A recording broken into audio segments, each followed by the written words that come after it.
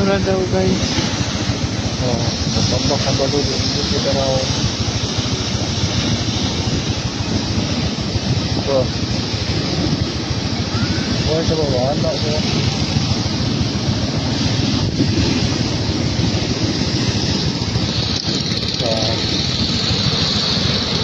Andito na naman tayo sa Boulevard ng Dipolog City. Sarap sarap po. Bulol. Sarap po nga Ang lakas ng alon guys. Oh. Dahil daw yan sa moon. Oh, dahil yan sa moon.